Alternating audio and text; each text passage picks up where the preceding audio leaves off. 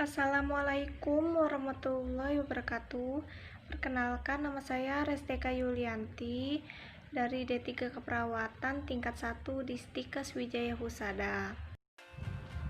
Jadi di video kali ini saya akan membahas tentang kardiovaskular.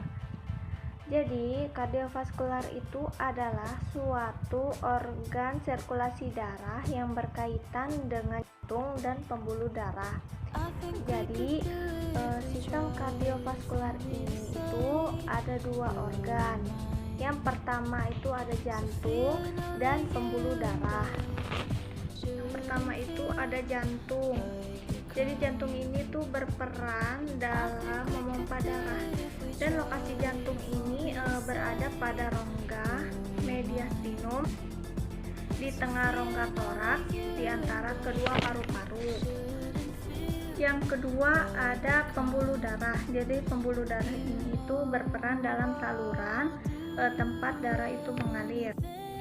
Jadi kardiovaskular ini itu terbagi menjadi 3 fungsi. Yang pertama itu sebagai transportasi.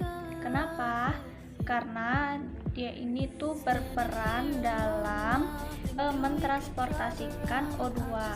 Tapi sistem kardiovaskular ini tuh tidak hanya mengantarkan atau mengangkut O2 ke dalam sel saja, namun berperan juga untuk menyingkirkan CO2 dan sampah hasil metabolisme. Selain itu, sistem kardiovaskular ini berfungsi dalam mentransportasikan nutrien dari sistem pencernaan dan mampu mentransportasikan hormon ke dalam sel yang ada di dalam tubuh kita. Dan yang kedua ada proteksi. Jadi pada sistem kardiovaskular ini terdapat sel yang berperan dalam sistem imun. Hal ini itu bertujuan untuk melindungi tubuh dari infeksi. Jadi yang terakhir, yang ketiga itu ada regulasi.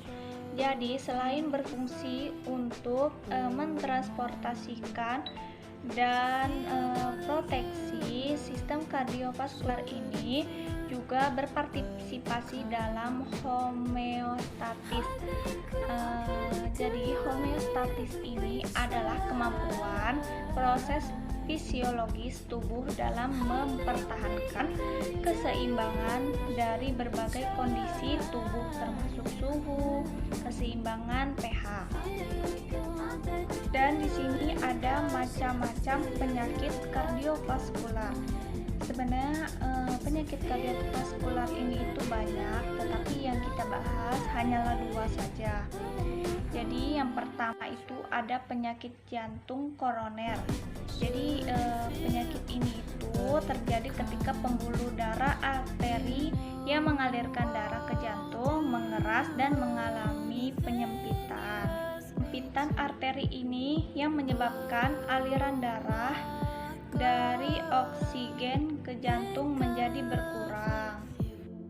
Dan yang kedua itu ada serangan jantung. Jadi serangan jantung ini itu adalah kondisi darurat yang terjadi saat pasokan darah ke jantung terhambat secara total disebabkan oleh penyakit jantung koroner. Baik, mungkin hanya ini saja yang dapat kita sampaikan di materi kali ini.